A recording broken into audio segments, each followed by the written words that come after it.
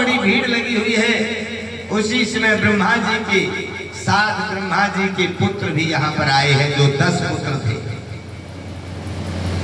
अब ब्रह्मा जी ने कर्दम ऋषि से कहा, देखो बेटा, अब तुम तो भजन करोगे, लेकिन तुम्हारे घर में 9 कन्याएं हैं, कहाँ कहाँ ढूंढते फिरोगे? आराम से हमारे साथ जो है ये ऋषि महात्मा आए हैं, अपनी अपनी पुत्री के सुयोग्य वर देख करके और इनका यहीं पर कन्यादान कर दो और फिर आराम से भजन करो। कर्दम ऋषि ने अपनी 9 कन्याओं का विवाह 9 ऋषियों के साथ कर दिया। अब कन्या 9 थी, पुत्र 10 लेकर के आए थे। नारद जी कुंवारे रहे। आज भी यही हाल है। अब सभी ऋषि अपनी अपनी पत्नियों को लेकर के अपने अपने आश्रम में चले गए। कर्दम जी भी भजन करने चले गए।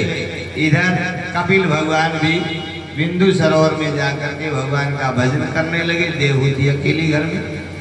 अब देवहूति सोचती है, मैं क्या करूं, मैं कहाँ जाऊं? अपने पुत्र कपिल के पास आती है। कपिल देव भगवान से कहती है, बेटा मैं क्या करूं, मेरा मन विचलित है, मुझे कुछ ज्ञान दो, रास्ता दिखाओ। कपिल मुनि ने कहा, मां, इसके लिए तुम्हें गुरु बनाना पड़ेगा, क्योंकि संसार में गुरु के बिना रास्ता कौन दिखाएगा? एक सद्गुरु होना जरूरी है। इसलिए शास्त्रों ने भी कहा है, गुरु बिनु भव निधि तरहि न कोई, जो विरंच संकर्षम होई। गुरु जरूरी है। गुरु रास्ता दिखाता है, गुरु साधन बताता है, तो इसलिए गुरु बनाओ। देवहूति ने कहा, बेटा मैं तो जब से आई हूं, मैंने आश्रम से बाहर कभी पैर नहीं रखा, मैं कहीं गई नहीं। मैंने तो अपने पति को ही परमात्मा माना, पति को ही गुरु माना, पति को ही सर्वस्व माना।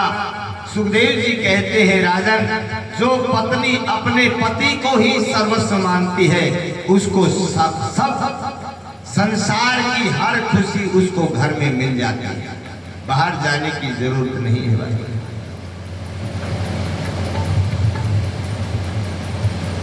स्त्रियों के लिए शास्त्रों ने एक ही बात बताई है, एक ही जप व्रत एक ही नेमा।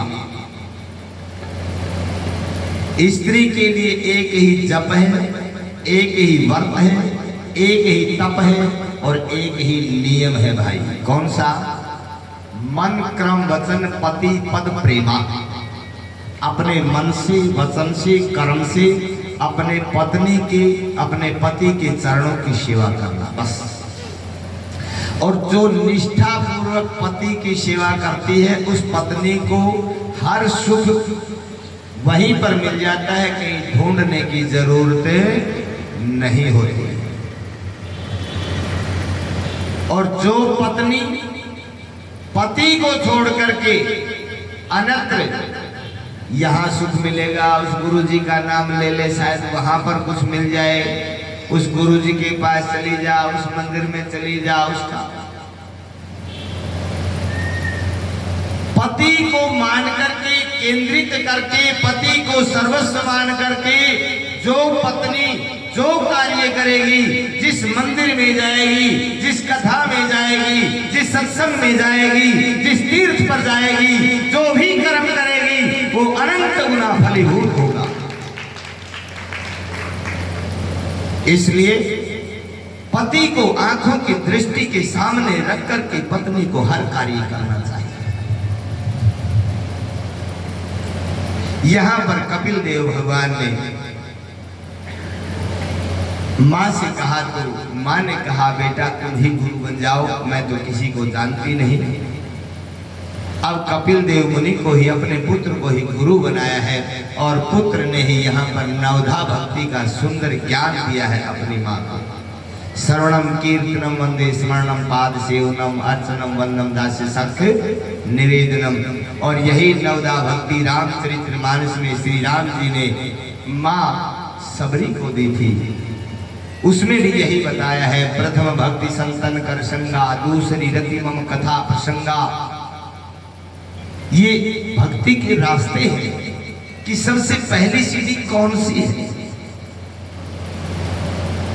इस तरह अगर एक भी भक्ति में अगर हम लीन हो जाए तो हमारा कल्याण हो जाएगा। यहाँ पर ज्ञान पाकर के माँ देवहूति भगवान के भजन में लीन हुई और इधर श्री सुखदेव जी कहने लगे, राजन स्वयंभू मनु की तीसरी कन्या एक और है जिसका नाम है प्रसूति। प्रसूति का विवाह प्रजापति दक्ष के साथ हुआ। परिणाम में 60 कन्याएं पैदा हुई। 27 कन्याओं का विवाह चंद्रमा के साथ किया गया, जो कि अश्विनी, भरणी, कृतिका, रोहिणी, मृगशिरा, आर्द्रा, पुनर्वसु इत्यादि जो 27 नक्षत्र हैं। जो बच्चा जन्म लेता है तो हम पंडित जी से पूछते हैं कि हमारे बच्चे ने किस नक्षत्र में जन्म लिया है, कौन से चरण में लिया है, इसकी जन्म पत्री देख करके जरा बताइए इसका फलादेश, इसका भविष्य कैसा रहेगा। ये एक नक्षत्र के अंदर 4 चरण होते हैं। 2.25 नक्षत्र का एक राशि फल मिलता है भाई। चंद्रमा 2.25 दिन में एक राशि को परिवर्तित कर देता है। सूर्य एक राशि पर 1 महीना विचरण करते हैं। इसी प्रकार इन ग्रहों का कर्म है। तो चंद्रमा के साथ जो 27 नक्षत्र हैं, ये 27 पत्नियां हैं भाई। और जो ये रोहिणी नक्षत्र है, इसका प्रसंग तो विस्तार से शिव महापुराण में आता है। विस्तार की कथा है कि चंद्रमा रोहिणी से प्रेम करते थे। अश्विनी, भरणी, कृतिका, रोहिणी जो चौथा नक्षत्र है भाई, 26 से प्रेम नहीं किया, रोहिणी से प्रेम किया। दक्ष ने बार बार चंद्रमा को समझाया, चंद्रमा की समझ में नहीं आई बात। चंद्रमा को शाप मिला, अक्षरोग से ग्रसित हुए और फिर सोमनाथ भगवान का निर्माण हुआ। बोलिए सोमनाथ भगवान की जय। कभी शिव महापुराण का समय मिला आपके बीच में तो विस्तार से गायन करने का आनंद ही कुछ अलग रहेगा। ये बहुत पवित्र कथाएं हैं। 27 का विवाह चंद्रमा के साथ हुआ। 13 कन्याओं का विवाह धर्म के साथ हुआ। 17 कन्याओं का विवाह कश्यप ऋषि के साथ हुआ भाई। ये काश्यप सृष्टि है। पूरी सृष्टि में 50% यानी कि आधी सारी काश्यप सृष्टि है, जिससे यक्ष, गंधर्व, देवता, राक्षस, पशु, पक्षी सब कश्यप ऋषि की संतान है। ये बहुत विस्तार की। ये नाग भी कश्यप ऋषि के पुत्र हैं, गरुड़ जी भी कश्यप ऋषि के पुत्र हैं। सब विस्तार की कथाएं हैं। 58वीं जो कन्या है जिसका नाम है स्वाहा, इसका विवाह अग्निदेव के साथ हुआ। 59वीं जो कन्या जिसका नाम है स्वधा, उसका विवाह पितरों के साथ हुआ। और सबसे छोटी जिसका नाम है सती, सती का विवाह भगवान भोलेनाथ के साथ है। जैसे ही बात सुनी, कर्मयोगी सम्राट महाराजा परीक्षित ने कहा, गुरुदेव मैंने तो सुना है कि महाराजा दक्ष और भगवान शिव में कुछ मनमुटाव था, तो फिर अपनी पुत्री का विवाह भगवान शिव के साथ कैसे कर दिया?